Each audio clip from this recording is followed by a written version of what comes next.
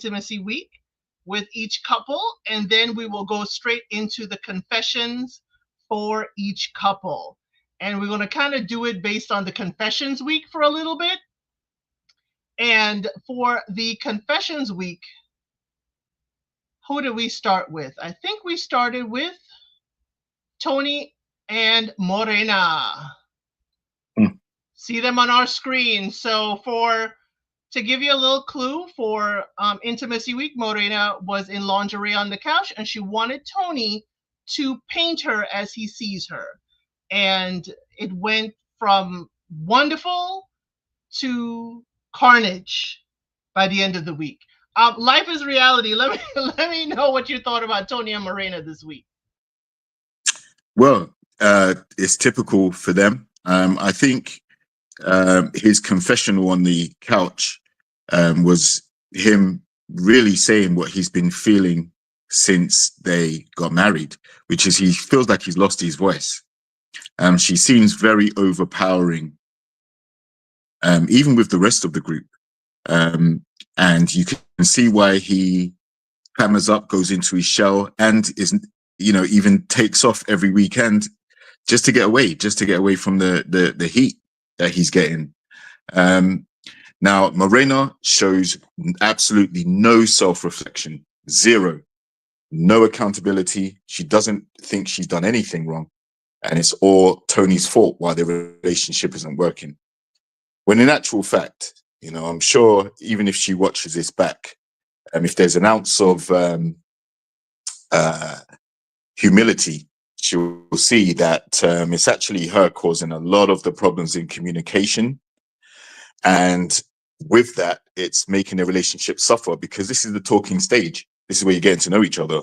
So this is the first hurdle to overcome. And they're already hitting this repetitive cycle where she seems to be just go off. She'll absolutely go off. And it's very pointed. It's very targeted. It's very personal. And that puts him on defense. And he doesn't want to clash. He doesn't want to argue. So he lets her, he lets her speak, say what's on her mind.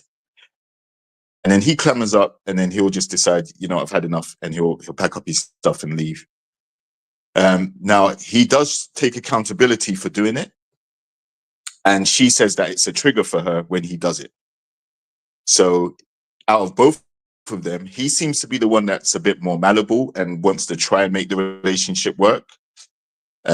She wrote leave this week, and that's because she says, actions speak louder than words. If he sits down and spends a whole week with her, I'm still very sure that the clashes and the arguments will continue to happen. So she does need to adjust the way she communicates. She needs to adjust the way she sees things, sees herself, because it's coming across as, you're not willing to take advice from the experts. You don't like to listen to feedback from the rest of the group. And most importantly, you don't like listening to Tony. So Morena needs some serious work. I'm surprised Tony said stay, giving them another week, but I don't see it improving between them. As Tony said, he needed Tony time to get away from Morena, to get away from everything. That's why he goes away. And we saw with the way that Morena talked to Paul at the dinner party, calling him a little boy and all of that. It's very seems easy. I don't know if it's because Paul is young and she's old enough to be his mom, but she seems very quick to give derogatory feedback and derogatory words to people. Koja, what are your thoughts on Morena and Tony this week? Yeah, I mean, listen, when the painting situation happened, it was actually a really good date and a really good suggestion by Morena. I mean, it opened up Tony to see her in a different light. I think it opened him up to have more intimacy with her. And it was naughty, but it was also at the same time, emotionally connecting, and it bridged a gap that they hadn't bridged in their relationship already, and in their marriage, which was really, really good. Suffice to say, it didn't last long. I think she did not allow him to be able to bask in that space for very long. She's actually a Debbie Downer a little bit. She's always expecting, almost like she's almost expecting the worst, and she feels like she has to always fight her corner, which is I really believe is part of her trauma of coming back from a very abusive relationship. But it was actually a really really good day, a really good thing. They were having fun, they were laughing, they were joking. This was really really a beautiful moment, and I think it's a lesson to a lot of people actually, how you can ruin a good thing with really bad vibes, right? Um, and so I actually really enjoyed the date, and then yeah, he wanted to be able to kind of like open up a little bit more, and she kind of shut it down after. I think it was the next day. It wasn't necessarily the same day, but no, the next day when he was excited, he was enthusiastic, he was ready to share more and to actually probably open more, and actually this would have been a probably an escalator, not upwards in terms of him being feeling safe enough to be able to share. He went to the intimacy party with the boys, shared how much he really appreciated his wife and how much they had opened up in that moment. He came back like giddy like a little boy, and when he came back, all he wanted to do was open his mouth and share what he had been through. And immediately as he did, she actually did some things which I think are a little bit concerning. Not in like an abusive way, but just concerning in terms of, I think she actually has a bigger problem with intimacy than she realizes. A really big problem. Because I can't come into the room, sit down start talking to you, I want to have a conversation, and your head's in your book. She didn't even put the book down. She literally didn't put the book down. She kept her head in the book, and then she started talking about what she had read in the book and did not hear a word he said. I was so confused. I was, wait, hold on a minute. Is she doing this on purpose? I said, well, this actually is actually probably residue of being in an abusive relationship. It's probably the residue of having to survive an abusive relationship, and you are carrying that forward into this relationship, because there ain't no way that you can't be that aware that a person came in, was excited, you can feel the excitement, and they're like, hey, I want to talk to you, and you can't hear it, and you're willing just to kind of blurt out what you had read. I said, "Oh, that's a real bad lack of self awareness. She is bad as Ryan is when it comes to self awareness. You know what I mean?" So yeah, it was very disappointing to kind of see that from Morena, and of course, it doesn't change. Obviously, later on we'll talk about that in a second or two. But yeah, just I think she, even at the dinner table, she had so much anger, and I think, again, residue of a past abusive relationship. She may think that she has done the work. Maybe she has. But unfortunately, maybe being put back into a situation where they start being vulnerable, the anger and the pain and the frustrations of the past relationship are seething and boiling to the top. The way she dealt with Paul, the way she dealt with the table, and then the audacity later on to play victim about how many people were attacking her when she was willing to attack Ryan with literally venom. And I don't say that lightly. She actually was actually being quite venomous to Ryan and to Paul. It seems almost personal, but I know that it's residue from the past relationship. Yeah. Right. Marina wants to get her voice heard, and she seems to, you will hear me, but I don't need to hear you kind of behavior. The men already chastised Ryan at the dinner. Ryan was duly chastised publicly by the men. But when she's asked about her behavior of yelling in the hallway, she thinks Paul is downgrading her and degrading her verbally by saying something he observed, saying she's saying he's delusional. And I was like, apart from calling him a little boy, which is really, really disrespectful, he is grown. The second part is calling, saying he's delusional. When we saw on camera that she left the apartment yelling about Tony. What I do like with Married at First Sight Australia is that the experts weekly, as the expert John says, they hold up a mirror and they asked Marina and Tony, what have you contributed to the downfall of the relationship? Tony said 50-50. He acknowledged what he has done. Marina says 80% is Tony's fault, but she cannot articulate her 20%, which is concerning. But they did put up a mirror and asked her, how do you look? Because when she said Tony becomes Houdini on the weekends, meaning he disappears, the room chuckled and she was blazing fire at everybody. And they were like, it was just a joke. We laughed. And in that, she burnt her one ally, Ree, who said, I am offended now because I have been supportive of you and listening to you. So Morena is also destroying the positive relationships she has in this experiment. Is there anything else you guys wanted to talk about, Tony and Morena? Yeah, I just wanted to say, the fact, like, when Tony came home and all excited and everything, the mood was like she was on 10 already, just seething, waiting for him to come home. So his joy quickly left his spirit. You can physically see where he went from that high to a very low point. Because he's thinking, what have I done now? What have I done to offend her? She's going to go off on me. And I noticed that when she is around the group, she is definitely so stern that the rest of the group kind of stand to attention when she speaks. And she is very, she's not defensive, she's very offensive. And then she's got a thick, it's like she's got a thick exterior, but she's so soft and cannot handle feedback. So an interesting point was when the experts asked her, "What is there anything positive that you received feedback from at the table?" Right? Because as you said, she's got an ally who was defending her and speaks highly of her and listens to her and gives constructive feedback to her. But she even said no. Nothing was positive about that whole discussion. So everybody's looking confused because they're like, wait a minute, you're the one that keeps going off on everyone. You're the one that's actually obliterating everybody. If it isn't through verbal, then the looks she gives people as if she's ready to go off. So it creates a nervousness around the other couples when she's present. And, like I said, it's very difficult for me to understand why she cannot see that. She's blind to her own misgivings.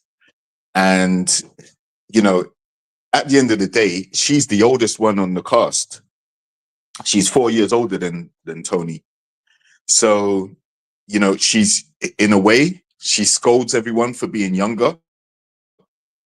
You're not able to give me feedback because you're just a little boy, type energy. And unfortunately, that's going to alienate her from the rest of the group. At the end of the day, the group still have to be around each other and interact and all these other different things at the dinner parties, etc. And Tony, that's her husband. He doesn't want to have to be putting out fires all the time. So her getting mad that he didn't defend her against the group, she was the one attacking everyone. That's why he didn't defend her. Yeah, she couldn't even comprehend that. It wasn't as if everyone ganged up on her. It was the fact that she started turning on some of the other people. And then when they challenged her back, she expected Tony to jump in and say, listen, this is my wife. Don't talk to her like that. This, that, the other. But he cannot do that. You cannot take away the guy you're with's voice and then expect him to suddenly find it when that type of situation arises. It's unfair to Tony because you don't like his voice any other time when you're around him, and he can't even openly express his joy or excitement at being with you. You're Very shutting well it all said. down. Very well said in that she shuts his voice down, but then when she's in a group attacking folks, she wants him to use his voice. He doesn't use it otherwise. Kojo, any last thoughts for this couple?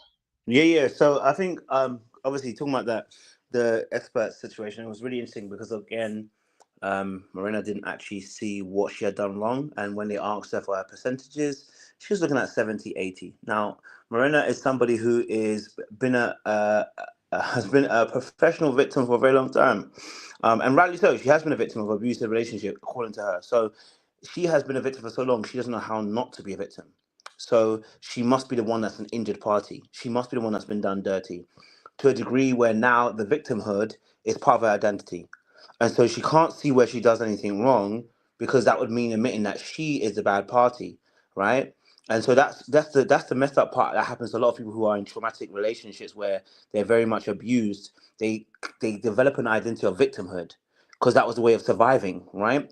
But the problem is now you're no longer in that space. Now she's actually becoming she's actually becoming the bully. I'm not saying she's necessarily a bully per se, but she's becoming the bully, and she doesn't realize that, right? That she's doing that, and even hearing,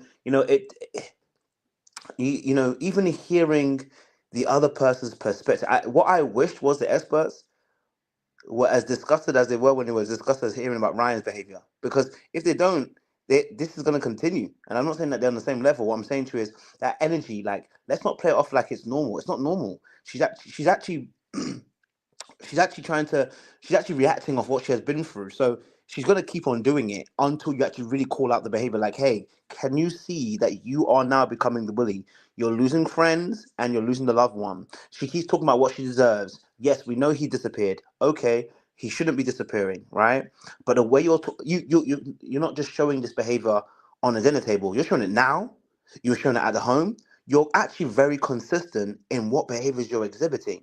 So let's stop giving her a pass and actually start properly actually trying to educate this woman to say, hey, look, you've got to listen, right? It doesn't matter how old you are, you've got to listen. You're going to cause yourself injury. You're not just losing a man. Forget that. That's what usually people lose on the show. You're about to lose friends.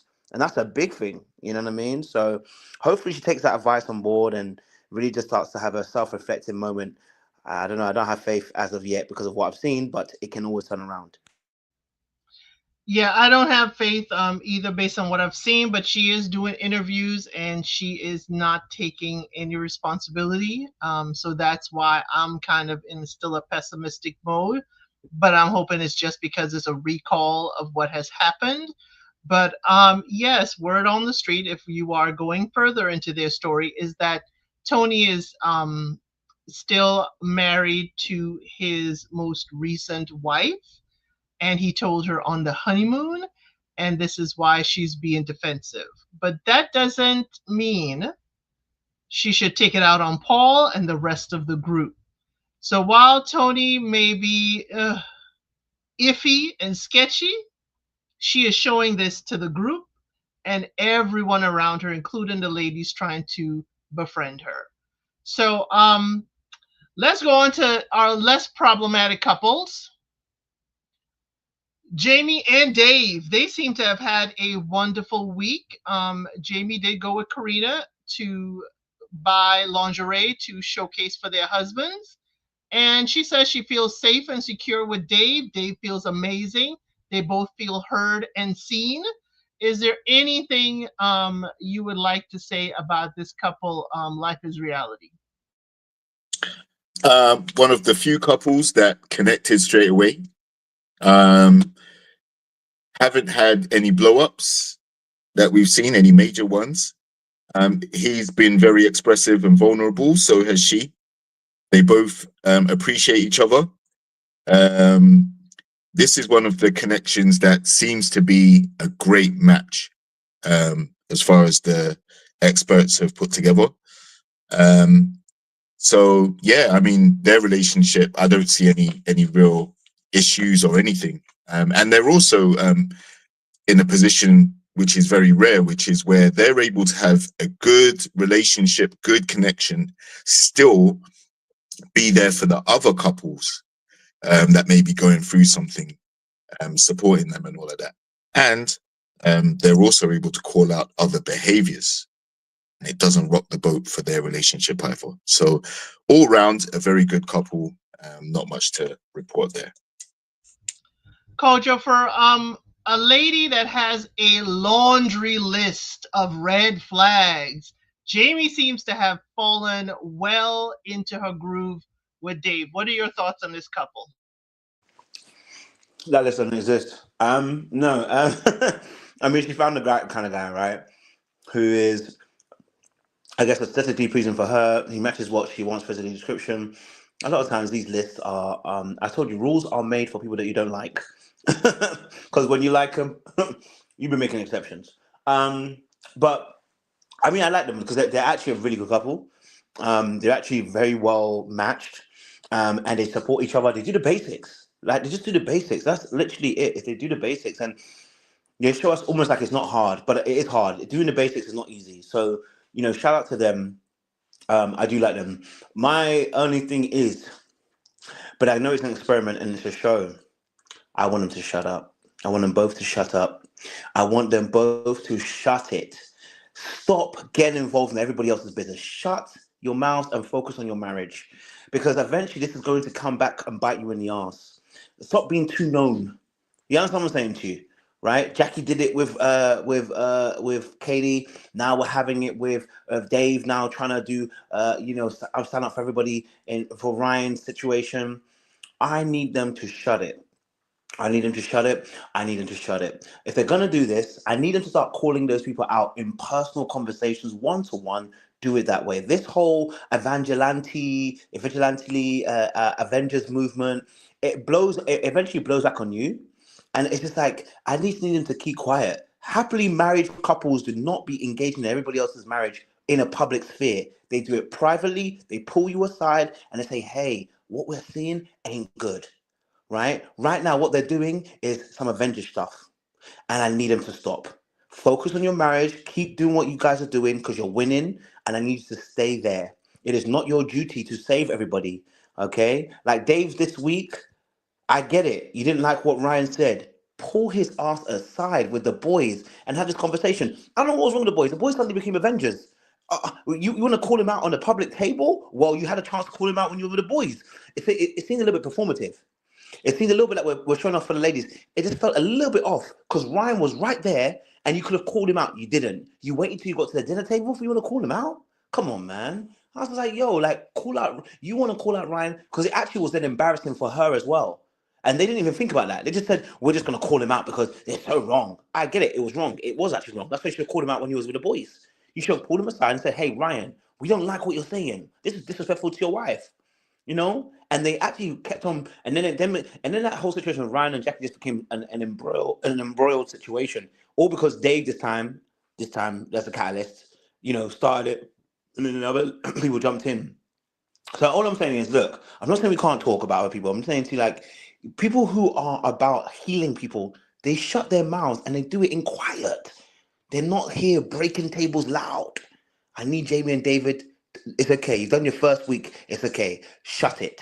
Keep quiet. Pull these people aside to one, have conversations. Show me that you're willing to heal here and not just call out people because they're people on some bullcrap. Well, the next couple does exactly that. Paul and Carina. They are making great strides. They had dated months ago for a while. It wasn't the right time. But in this experiment, they too are a darling couple doing the work, doing the basics, and they are not getting into everybody's business as much as our previous couple, Jamie and Dave. So this week, Carina took charge in Intimacy Week. Usually we hear that it's Paul that takes charge. And this time Carina took charge, and Paul was very appreciative of all that the expert told Carina that she can do, and he was willing to give of himself in this experiment. He was quite happy. They both decided to stay. He adores her. She is in awe of him, and they seem to also be a really good couple. So let me reverse order. Kojo, what are your thoughts on Carina and Paul? Yeah, see, Coon and Paul, I like them, they've got great chemistry, great vibes. They seem to be good souls as well. Just like Jamie and Dave, they're really doing the basics well because they've matched very well. Obviously, we know they had a history. Shout out to Paul again. I always say I commend him because of the way he handled that first day. It really showed his heart and showed his accountability in dealing with the situation. And so we've seen a great shift with Paul and Karina. You can see that they're just a light and the energy without them. You know what I'm saying to you? Just like Jamie and Dave. And you're right. We know that obviously Paul does speak to Elise because I know he was speaking to Ryan at the time, and as well. So we saw how he defended Ryan towards Morena. He did call out Morena a little bit, and he got an arrow back, as well. So, but yeah, no, I like them. Like I said, they're not as, like I said, if they are talking to people behind the scenes, I don't know, because again, they're not telling us anything crazy. But they're not usually the starters of calling people out on the table. So, I appreciate that, as well. Again, they just seem to be happy and focused on their relationship. And in fact, the intimacy week, I think they were only one of a few couples that actually had sex. It was them and Jamie and Dave.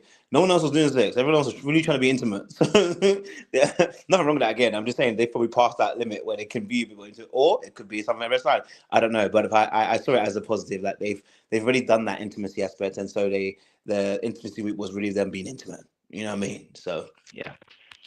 Well, right. Alejandra, I think this was wonderful for them that they allowed the ladies to take the lead in the intimacy, because even at Married at First Sight, these people don't know each other. They just met. And I could appreciate it's difficult for the man, the groom, to know how far can he, be intimate with his new spouse that he just met.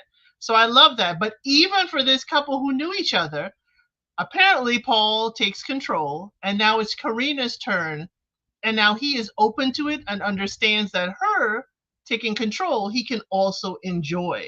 Life is reality. What do you think about this couple? Yeah, at the moment, they're my favorite couple to succeed in this show. They seem completely into each other. The attraction's strong, communication's good, and they don't interject into everybody else's business.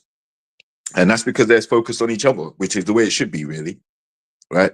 If you've got time to focus on other people's relationship, you're not focusing 100% on your own. So I think that also the reason why Intimacy Week, they would be a bit more advanced, is because they do have a prior history. So, having dated before and all that stuff, a lot of those, they're a lot further ahead than the other couples. And, the intimacy challenge for them wasn't really a challenge at all.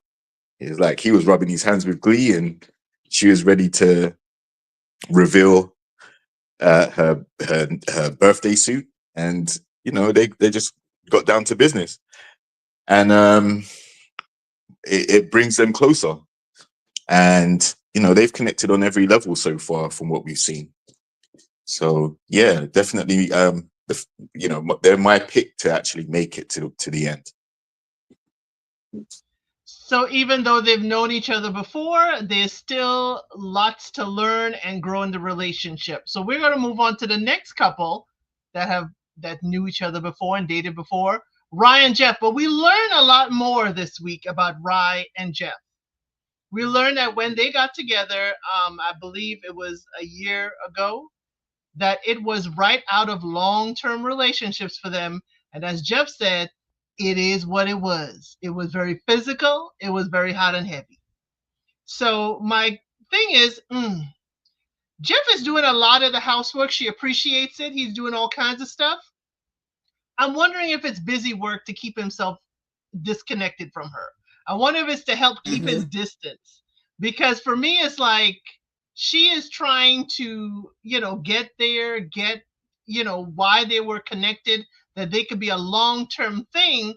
And in my mind, this is an edited show, Jeff has like been there, done that. This was just, what it was for the time it was. And I don't really want to be with her for long term. What are your thoughts, Life is Reality, on Rye and Jeff?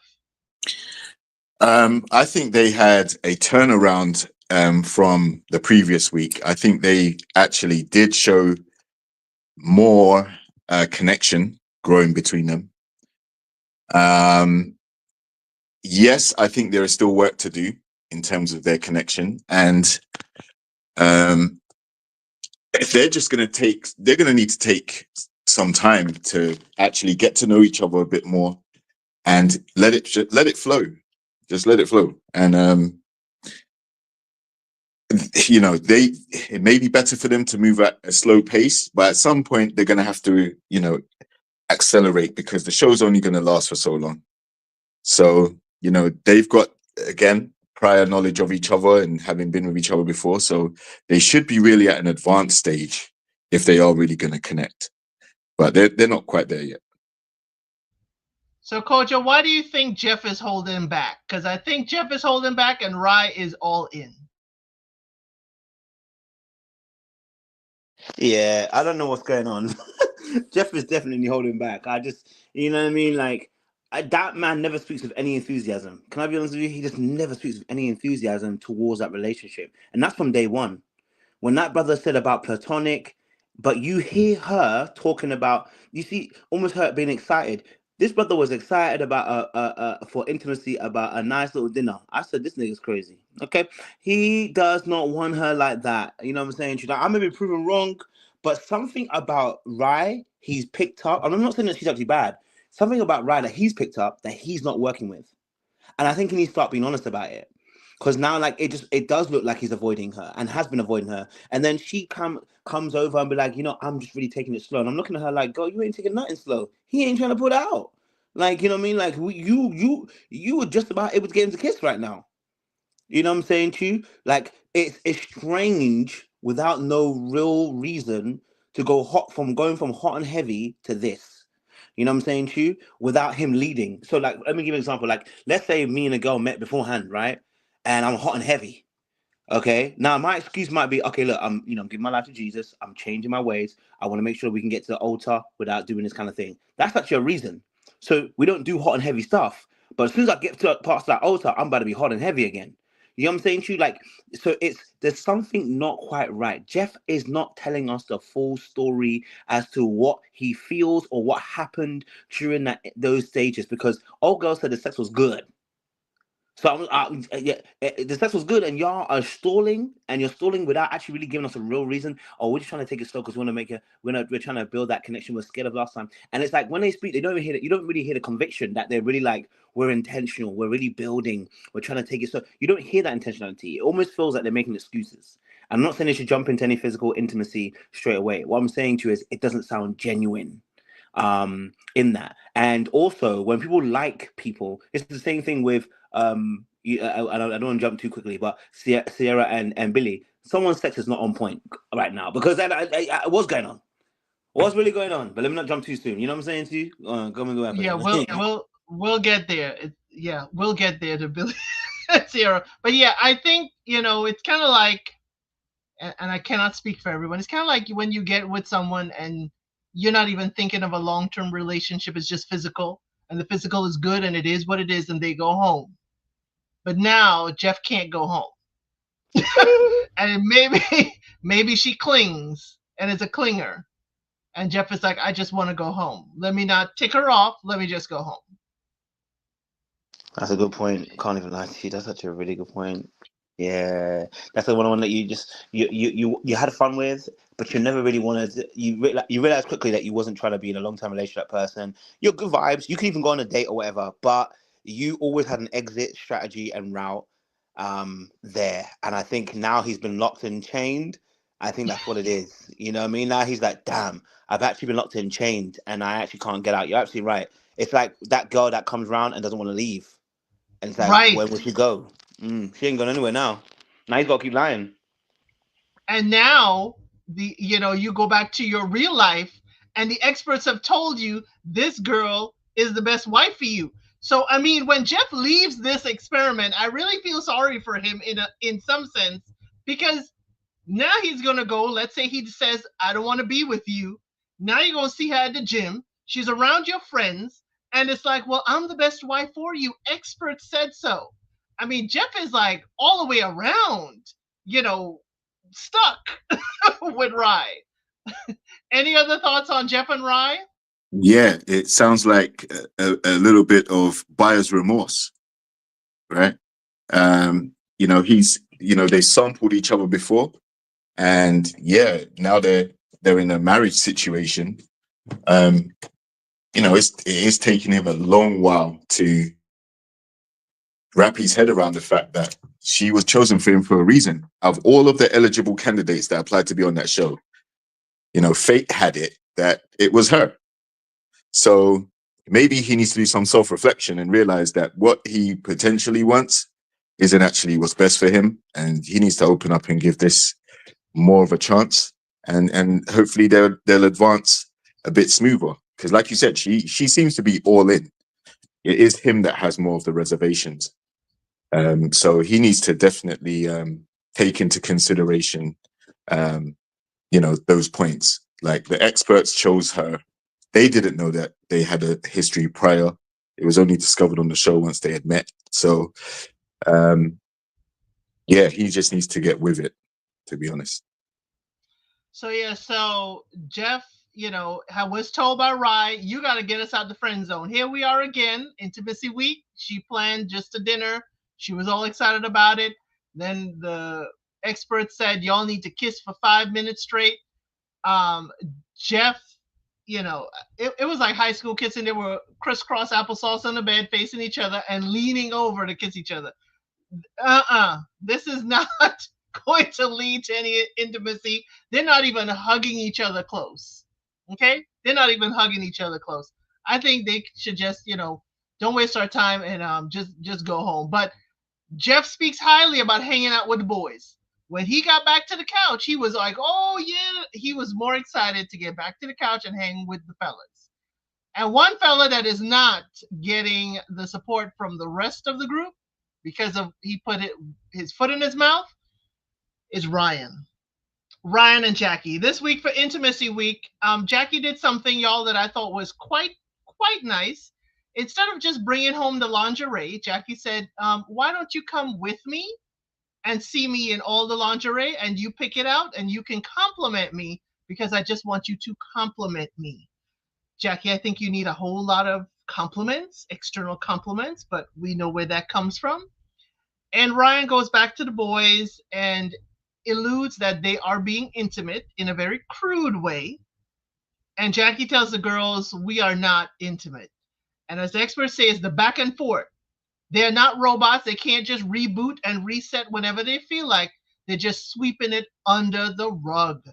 So, Koja, what do you think this week about Ryan and Jackie? Yeah, man. Ryan and Jackie. Whew. I mean, listen, there's warfare between the two of them all the time, but I think they found some solid ground this week. I think they found a common enemy, everybody else, and so that bonded them together in that space. The real question is whether they've learned a lesson, right?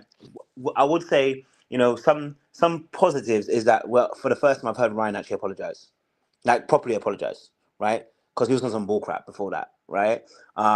His apologies were literally null and void, if anything. So I have to give him credit for the fact that this week he actually apologized, said he was sorry, and said what he's going to do from now on. Okay, so I'll give him that credit. Obviously for Jackie, and the experts rightly called it out. Some of your behaviors, my good sis, are a little bit off. Okay, the consistent need for that commentative assurance was off. They kind of nailed her with the her being put third in the thing. I actually could understand that. You know what I mean? It's a very painful thing to know that your partner doesn't see you as first. It is almost an appropriate lie that we all tell each other. Like, nobody needs. I always ask myself the question: do we need to know? Do I need to physically know, like, that you don't think I'm the finest girl or the finest boy in the room? Like, you know what I'm saying? Do I need to know that? But then I also said as well, do I need to feel insecure if you tell me this? You know what I mean? I guess it's a bit of catch-22s and, a little bit here, a little bit there. It depends on what side you want to fall on. But I actually did understand how she felt, because I think it was a bunch of issues that were happening at the same time that culminated before that situation, right?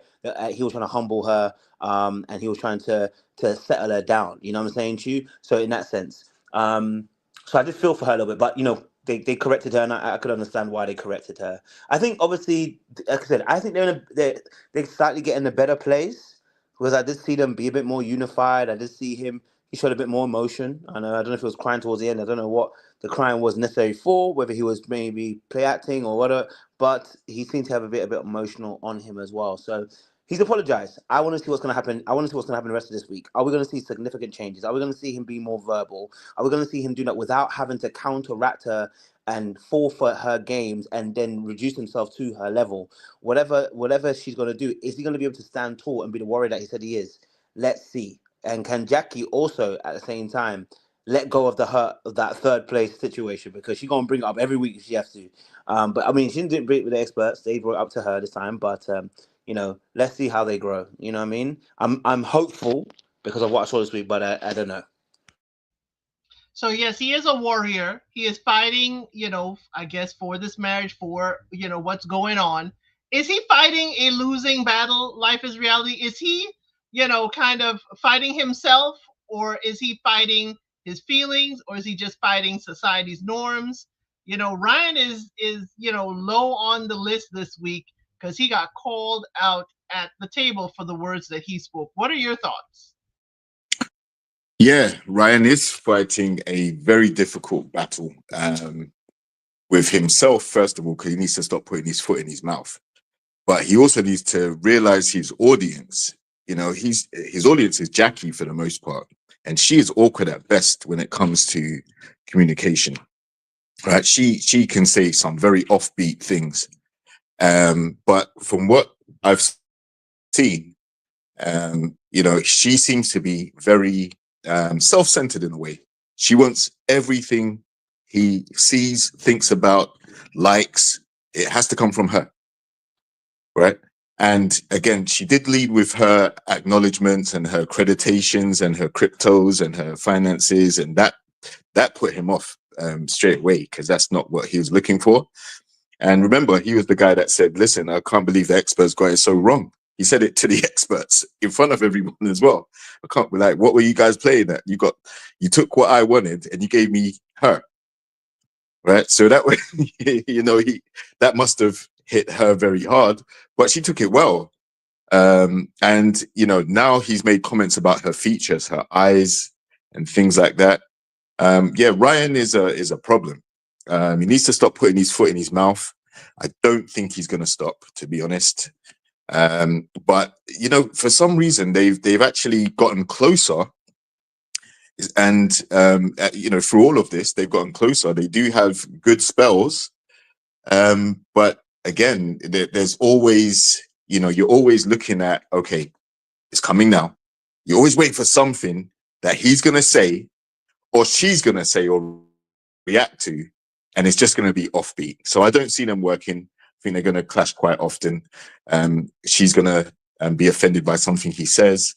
He's going to say something and not really understand that it was a hurtful comment to her. And it's just going to be tit for tat. It's going to be a cycle. I really don't have much hope for this couple succeeding. And if they stop fighting each other and looking for a battle within each other, they can, if they just stick to the positives. If I was the experts, one of the things I would have them do each day is write, 5 positive things that they've learned about their spouse for that day. And I think once they get into the habit of speaking positively about each other, they will put their battle knives down. Because it's like they're coming after each other. And what gets to me, and I'm hoping it's editing, is the seesaw of emotions from Jackie. That is unsettling to me. And I'm like, she's being put through it and then she's sweeping it under the rug to move on. Someone who is also sweeping their feelings under the rug, Adrian and Athena. Athena is sharing that she cannot see a future with them beyond this because of how Adrian is behaving. Every time she brings up a serious topic, Adrian either shuts her down or moves along, or he shuts down himself. So the experts call out his behavior because he's looking at the roof. I guess he's tired of hearing this. And, every time she brings up a problem, he's shutting down. They say her fear of all of this is what's generating her saying, I don't see a future with him. And he's turning it around on her by saying, since you say you don't see a future with me, that's why I say and shut down and do certain things because I don't want to hear it. Which I think Adrian is kind of trying to twist her words against her, but they are being physically intimate with each other. And what I find very startling is Athena says they don't have an emotional connection, yet she is still being physical with this man. Kojo, what are your thoughts on Athena and Adrian this week? Yeah, listen, I mean, we saw it coming, right? Athena is pushing because she finds him so attractive that she's also willing to cut her arm off in order to get a taste of Adrian, and that's the real truth. Because really and truly, he wasn't even accepting this kid situation. We know he ain't accepting it. And he said he is. He ain't accepting it, and her gut instinct told her this. But I think what she's experiencing is that Adrian has an inability to really connect on an emotional level, on a deeper level with her at least, right? Um, and she is pushing for more of that because she has given over the sexual aspect. The problem is that number one, this started off on the wrong foot because this situation, she wasn't sure if he wanted to even have her kid. Like to take on her child, which meant she should have stayed on the emotional plane first rather than opening up the legs. Okay. Now, once you open up the legs, this can distort your own imagery and your own feelings towards the situation that you can't be objective. Now, he's obviously missed the mark on a few things, the letter situation, and I know she's spoke about that as well. But she's not feeling that emotional connection. What she's really not feeling is that he's actually into her, and that's what she's not feeling. It's not just the emotional connection. He's not into you, right? And he's just using you and sleeping with you whilst on the show, right? He tells you what you want at when you need it. You fall for it, and you're wanting to be the Lulu because he's good looking and you fancy him, and you want him to be the one that's going to make it work. But really and truly, we've all known from the very beginning this isn't it. And I think she'll have to learn the lesson the hard way because right now she's trying to cry for something that he never gave. He never gave it. He never had it with her, at least, right? Because he definitely had it. He just hadn't here with her, and that should tell you that he's capable of doing it. He just don't want to do it with you. You know what I mean? I guess it adds more weight to his comment about saying he didn't want to share certain things that had happened to him that changed him. And he said, you know, that it's not that he doesn't want to do it. He doesn't want to do it with anyone, but clearly he's doing it with someone, as well, which is someone else's wife. So yeah. So that is, we'll get to the next couple. The what we saw at the dinner party was Adrian playing footsie with Sierra under the table, and we will get to that when we talk about Billy and Sierra. But yeah, we didn't really see Adrian like really take Athena in really, and when she went to the aisle and she was like, "Oh my God, he is just so gorgeous," and he started grinning, and I'm sure Adrian uses that grin in the dating world to get out of sticky situations. What are your thoughts, Life is Reality, about Adrian and Athena this week? Uh, yeah, I think it's clear to me that Athena, um, I think she's definitely into him much more than he's into her. I definitely see your points where it seems like he's just going with the flow to be on the show, and that's his version of giving it a try. But he's not really ready to take on her and her child or anything like that at all. He hasn't displayed anything to make me feel like that. The other interesting thing is obviously he says he struggled to open up to her, but has no problem opening up to another wife. And it's reciprocal. That wife said the same thing about him. Now, that it definitely must have been a slap in the face to Athena, who's banking on more than just a relationship. She's actually banking on a potential stepfather for her child as well. So that level of investment that she has, it's definitely going to come back to haunt her as the show goes on, because Adrian isn't feeling her. They might have a good physical / sexual chemistry, but in terms of what their long-term plans are, I think he's made up his mind, and he has verbalized it. He did not see himself being with a lady who has a child. And now this is thrust upon him in this situation. I don't think his mind's changed from that. Yeah, I don't think his mind has changed. And that is one of the fundamental things, not wanting to be with someone who has a child. I understand they're trying to get him to be more accepting and to open his horizons, because at his 30 something age, it will be hard pressed to find someone without a child. but Adrian is not at a point where he wants to change to accommodate, a built-in family. But what I will give him is he's honest about it. He's not sure if they did have children that he wouldn't feel, more leaning towards his children with her versus her son. So if he's already having that kind of separation talk, but he's honest about he doesn't know how he'll feel, then I think Athena, this experiment is really not going to show you him being, a dad. If he's dated someone before, yes, I could totally understand, but I don't think so. Now, y'all mentioned Adrian did share. He did share with, and we'll get to our last couple, Billy and Sierra. Adrian shared. It was also Intimacy Week for Secrets. Share what's deepest in your heart. And Adrian shared with Sierra. And Sierra shared with Adrian, but they did not share with their respective spouses. This week, Billy did share with us that Intimacy Week, apart from the honeymoon, this week he and Sierra did get intimate, which is wild to me. How are you making footsies under the table that night with another man, yet you go home and you're sleeping with Billy? That to me is wild. Billy feels like he got closer to her. She does not feel any passion. Tell me what y'all think. Life is reality. What do you think about this couple? Yeah, that was a very diabolical situation. For me, it felt like she probably went home and was thinking about Adrian while she was doing what she was doing with Billy. She, like, after that night that they had, she was especially distant towards Billy, and he couldn't understand what had happened because, the night before we just been passionate and everything, and the intimacy challenge went well as far as he was concerned.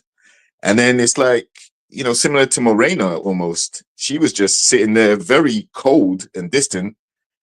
And she even went so far as to label it, listen, it was just a drunken fumble for me.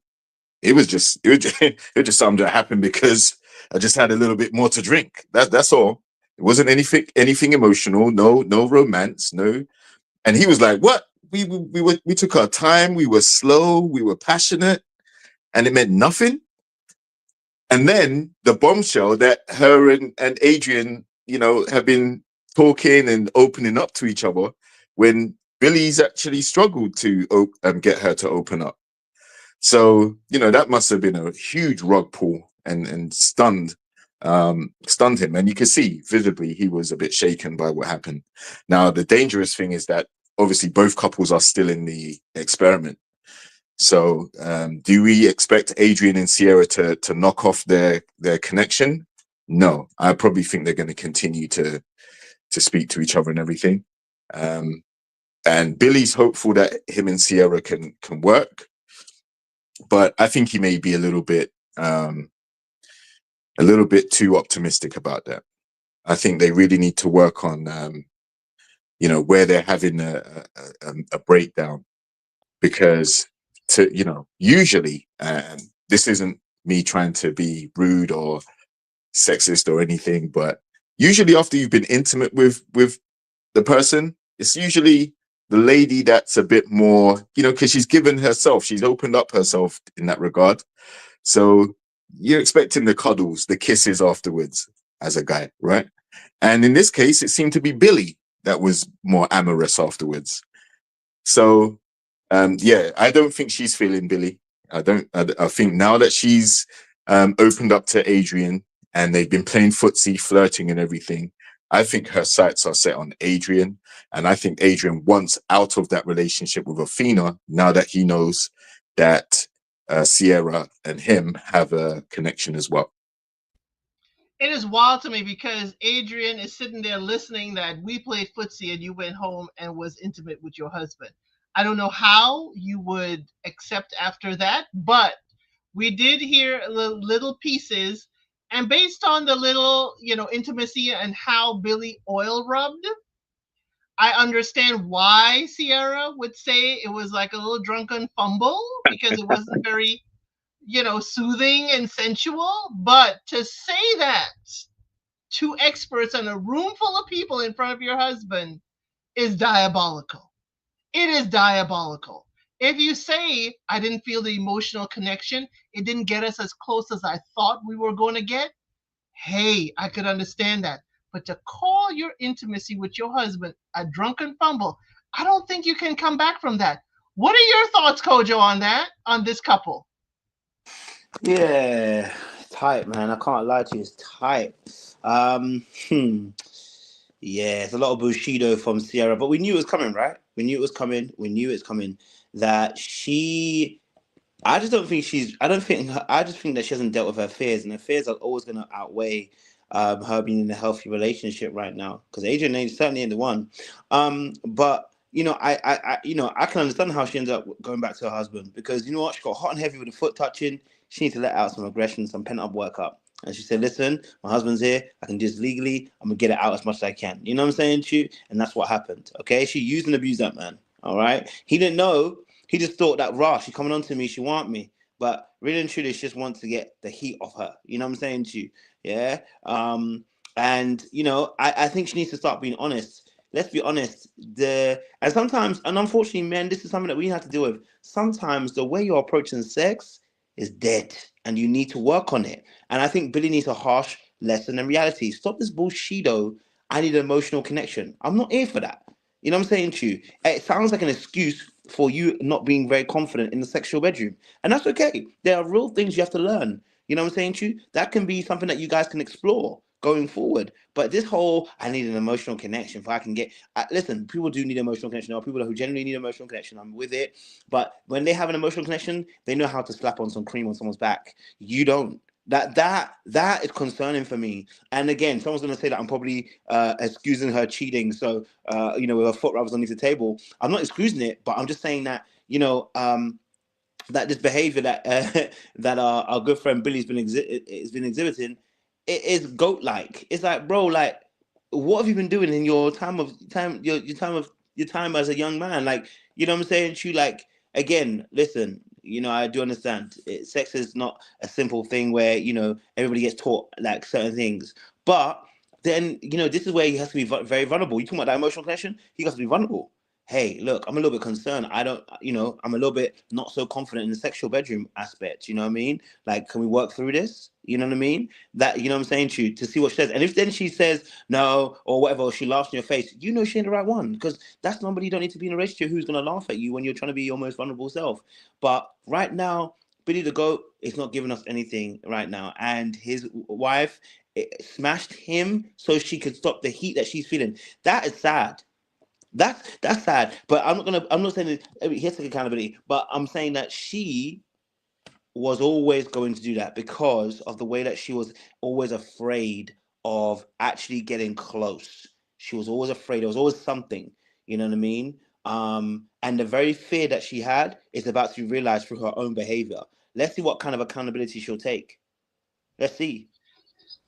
Because they're both kind of triggering each other in a sense that, remember, Billy, he tried to have a relationship with his dad, and he even moved all the way from Australia to the UK to try and connect with his dad, and he was rejected. The dad did not take even his phone calls. So Billy wants to connect, and I think that's where it may stem from. She also comes from a broken home, but she has put on armor, to kind of protect herself. And what they're hinting at, I'm thinking that for her, maybe intimacy, there's something around that's, from her past that needs to be dug into. And maybe she doesn't feel safe enough with Billy. But you see, Billy wants the emotional connection. He's open. And I don't think she's ready for that. I'm not sure she's ready to kind of, lay it into his hands because, again, as you said, it's like a billy goat. It is just, slapping on the cream, just getting business done. But he thinks he's emotionally connected. And she's like, psych, I'm just glad she didn't say she was faking the whole time. That's the only thing I'm glad she didn't say. But it was the underlying thing that I heard, that this wasn't it. You think you put on a performance, but that wasn't it. Any other thoughts on this couple? Yeah. I gotta say, listen, I don't think enough time was spent talking about this footsie under the table situation. You arrive at the dinner party with your partner, and then you sit opposite the person, and then you start playing footsie under the table with them. That's a form of intimacy. That should not be going on at all. You know, you got your partner right next to you, and you're doing some leg linguini under the table. That's not, you know, the experts should be calling that out. And I'm surprised a bigger deal wasn't made of that, because that is crossing a boundary. You've actually been intimate with someone else's spouse in that moment. And while you're struggling to connect with your spouse, that adds a level of diabolicalness to it even more, right? That shouldn't be allowed to continue. And I'm not sure how they stop it, but that's just not a good sign, because that intimacy that Billy should have shown with rubbing on the back, she's already feeling like she's received more intimacy from that foot rub or whatever under the table from another dude. So her head is turned, and she's cold. She's distant towards Billy as a result of it. I wonder if she thinks that, Billy is too much of a softie because he's, having an emotional side. But I agree with you. But I don't think the experts saw it. Remember, things were already going on. Adrian had just shut Athena down. There was another conversation happening. And all we saw was a camera pan down underneath the table where it's dark. And then we saw Athena kind of turn and give like a kissy face. That could have been directed at anyone. I don't think they brought it to their attention. Or they could have brought it to their attention, and that's where they came up like, have you connected with anyone else? I'm kind of battling on whether Yeah. they knew or not. Mm-hmm. And I'm weighing on they knew, and in order not to say you are cheating, are you going to admit that you are connected to someone else here? Yeah, I think that's more likely what happened. I think because you got the camera people that caught it, then they would feed it back to the producers, and the producers would tell the experts. So that's why I think that question was asked. They didn't ask that to anyone else. It was specifically to Sierra, right? So they must have had a hint that that took place. Now, as I say, like with Billy, yeah, he may be battling his own emotional traumas and stuff, um, and he's very open and vulnerable and expressive. She may not like that in her man. You know, she may want him to be a bit more silent about what he's going through and how he feels, and doesn't see him as manly in that regard. Whereas someone like Adrian, who is a lot more guarded and has that sinister smile that we keep talking about, that mystery, that intrigue, that what if, you know, if they were matched together, would they be a better match? I think that's already crept into their minds, because they already shared open conversations, but now it's escalated to physical touch, discreet physical touch. And if the cameras hadn't recorded it, they would have got away with it too.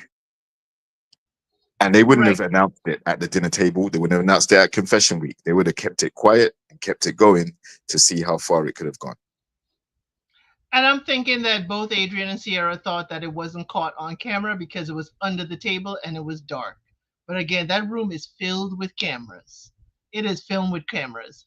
And the thing is that, you can't hide when the room is camered up as much as it is. So we appreciate whoever the camera person is that caught that and zoomed in. They need a raise. They need to be duly, get a gold star for that one. And I'm hoping this isn't contrived, but I'm thinking since it was under the table so much, that maybe this is something that's happening organically. And remember, everybody, Adrian is a twin. There are two Adrians out there in the public. So whether Sierra is attracted to him, I don't know if she's going to be attracted to his twin too. Let's just say that there is double trouble in Australia because Adrian is a twin. Koja, did you have anything else to say about Billy and Sierra? Yeah, so I was just watching it back behind the scenes. So I think obviously, yeah, they didn't bring it up, which I was surprised. They didn't bring up the footsie situation because the cameras caught it. So I was surprised that they didn't bring it up. I think that probably would have destroyed Billy. Definitely would have sent him underneath a bridge. But I think obviously with the Sierra situation, right? Um, and I'm definitely gonna do a video on this. She's definitely giving me the FA vibe. I can't even lie to you.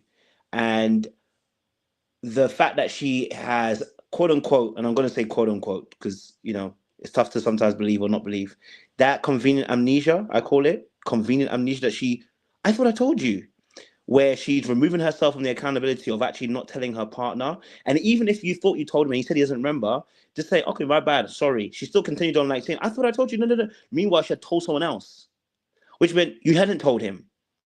And it's just something when not all FAs do this, but it's just again, like I said, an avoidant trait specifically as well. Actually, to say the least, is that they do stuff and then they try to almost gaslight you, like they didn't do something right because they're trying to remove themselves from the accountability, and that's what Sierra did. Now she will give up some excuse about I didn't want to look like I was damaged goods, etc., etc. But you are looking like damaged goods because you what you're doing right now, right? So that's the self sabotage that's happening.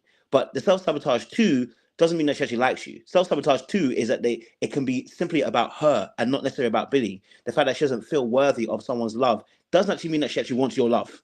It's how she feels about herself, and that's actually the difficult thing to distinguish between the two. Um, and so for me personally, I think she wants a mind reader a little bit as well, because this whole sex situation was part of that mind reading. She wanted someone to know exactly what they were doing, and of course we all do. Like, you don't want to have to be teaching people how to slap some cream on your back, but that girl put it on a plate for him. So the sexual intimacy is, I think for her, she probably just wanted to be desired, she wanted to be wanted, she wanted to feel like she was coveted, right? And he made it into a situation where it was like a little bit nerdy, a little bit like goofy, and it removed all the desire and it moved all the I want you, which is why the footsie thing comes up. Because what Adrian showed, and I'm not saying it's right, but I'm explaining behaviors. What Adrian showed was a level of desire which required no which required no conversation or direction. So she doesn't need to direct his foot. His foot just moved there. And so one thing I've learned about FAs is that they tend to try and do this whole I want people to mind read, because they tend to try and mind read other people. It's easier for them to do that way. But reality is that she needs to communicate. She actually needs to talk. She actually needs to tell Billy the goat, listen, my guy, this is what I really need from you. And stop pretending stuff like I told you, when she's not really actually communicating those things. And what the last thing I'll say is the major kind of thing that I knew that she was FA was when she started saying, I have feelings for Billy, but it's fleeting. It comes and it goes. That's another thing with FAs. They can't trust their own feelings. It comes and it goes. And so they're always afraid that it's going to come, it's going to go. And they're always looking for perfection. So it's like, it has to be perfect. It has to be this fantasy. It has to be this perfect rendition of what I had it in my head, how it's going to be. And when it's not, that's where the fear kicks in. Then I must be doing it wrong. I must be off the kill. But that is healing that she needs, not another foot rub with someone else. And they need to get a hold. And I want the experts to get a hold of her now, quickly, before she does something that she can't come back from. A foot rub with a little foot, we can come back from that. You know what I'm saying to you? Yeah, I'm gonna be a little bit pissed off. I'm probably gonna mention to you for the next 2-3 weeks, hold it down, but I'm gonna let it go. But if you go further, if Sierra ends up sleeping with Adrian, where she's gonna find herself is an even more darker space that she will not be able to look at herself in the mirror. And that will be even deeper and darker for her. So before she goes down that space, I just want the experts to pull her up and be like, Sierra, come on, listen, darling, you were doing foot rubs. You were starting to drift without doing the actual work. Let's get on it. You know what I mean? So yeah. And they started to drift on the honeymoon because, as they said, they got really hot and heavy really quickly. And I wonder if that was one to pull in for Sierra, to pull Billy in. And then for Billy, maybe he kind of stopped to get the emotional connection with it. So they both want the same things, but they kind of on a different timeline. It seems like they have to get in sync with what they want and how to open up. And I don't know why she would think that Billy will see her as damaged goods when he has shared one of the deepest hurts that he has. And, even when he shared that, I mentioned she didn't even rub his hand, grab his hand, show any kind of physical attention to him. yet you've shared your secret with Adrian and you welcome his footsies under the table. So she's opening up emotionally with Adrian and opening up physically with Billy. It just, she's running, and I don't know if she'll settle down. Any other thoughts for this couple? I'll just say it seems like they prioritize the emotional connection and the physical sexual connection in different ways. So for her, it seems to be more of a physical thing. If if you knock the boots and you do it right, then she's going to be smitten. If if you're clumsy with it, fumbling, all that stuff, then that could turn her right off you. Whereas Billy seems to be, I want to build an emotional connection first and then open up and then see, if we can lead to the physical stuff after the emotional connection's been built. So they're not aligned in that way. And opening herself up to now the scrutiny from all the other couples, now that she's crossed that boundary with Adrian. I don't think it bodes well for this couple, man. I really don't see, Billy would have to be a damn fool to trust her with Adrian. Yeah, I feel Billy is being blindsided, and this week we got an insight in a lot of the couples. We got an insight into what many of them are going through in the challenges in their relationships. I do love today where they have confessions week or commitment ceremonies where they talk to the experts, and I think that's what I would like to see in the US show. If every week the experts meet with the couples and kind of give them feedback, I really do like this. And we could see people change. And change is not automatic overnight. Change happens over a period of time. It'll be great if somebody changes for a week, but then they get another curveball. Next week, y'all, we have more weddings. We have more weddings next week. We have a new couple, and for a little spoiler alert, close your ears. We have a couple that is coming back and they're being paired with two other people. Two other people.